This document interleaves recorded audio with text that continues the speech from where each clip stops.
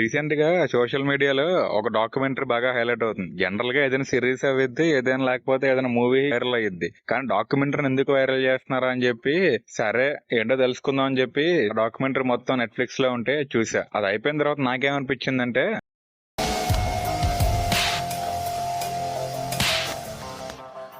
ఆడదాని విన నువ్వు ఈ డాక్యుమెంటరీ రివ్యూ అంటే ఇప్పుడు మనం డీటెయిల్ గా చూద్దాం. జనరల్ గా మన వీడియోస్ లో పాజిటివ్స్, నెగటివ్స్, రేటింగ్ అని చెప్పి ఒక ఫార్మాట్ లో ఉంటుంది.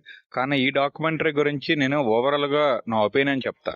ఇలాంటి కైండ్ ఆఫ్ ఇన్సిడెంట్స్ విన్నప్పుడైనా కన్నా చూసినప్పుడు ఇంకా చాలా బాగా బాధేసిద్ది. ఎందుకంటే జరిగిన ఇన్సిడెంట్ చాలా బాధాకరం. ఇలాంటి మనుషులు సొసైటీలో ఉంటున్నారా, ఇంకా ఎగ్జిస్టెన్స్ లో ఉన్నారా అని చెప్పి అనిపించింది. దీంట్లో మిరాకిల్ ఏంటి అంటే ఆ కేసు ఇంకా స్టిల్ నడుస్తుంది, ఇంకా యాక్టివ్ లోనే ఉంది. ఆల్రెడీ యాక్టివ్ లో ఉన్న కేసు మీద నెట్ఫ్లిక్స్ డాక్యుమెంటరీ తీయడం అనేది నేను కొంచెం షాక్ అయ్యా. అండ్ నెట్ఫ్లిక్స్ ఈ డాక్యుమెంటరీ పిక్చరైజేషన్ లో చాలా బాగా తీశారు. ఏంటంటే ఫ్రేమింగ్ గానీ ఆ డాక్యుమెంటరీ ఎంటైర్ స్టోరీ చూసుకుంటే మనకి 14 years డ్యూరేషన్ ఉంటుంది. కానీ ఆ 14 years డ్యూరేషన్ కూడా కట్ షాట్ లో ఒక 1.5 hour లోనే చాలా ఇంటెన్స్ గా మనకు చూపించారు. ఈవెన్ దో అది డాక్యుమెంటరీ అండ్ కొంచెం బాధాకరమైన ఇన్సిడెంట్ అయినా సరే నెట్ఫ్లిక్స్ టెక్నికల్ గా దాన్ని చాలా ఇంట్రెస్టింగ్ గా ఒక సినిమా చూస్తున్నట్టుగానే దాన్ని రిప్రజెంట్ చేశారు. రిప్రజెంట్ చేయడంలో నెట్ఫ్లిక్స్ తర్వాత ఎవరైనా అని చెప్పడం ఈ డాక్యుమెంటరీ కూడా ఒక ఎసెట్. అండ్ ఈ కైండ్ ఆఫ్ డాక్యుమెంటరీస్ మనకేమి నేర్పించవు, కానీ మనని ఒక కొత్త ఆలోచన మన మైండ్ లో వచ్చేలా చేస్తాయి. ఎట్లా అంటే సొసైటీలో డిఫరెంట్ కైండ్స్ ఆఫ్ పీపుల్ ఉంటారు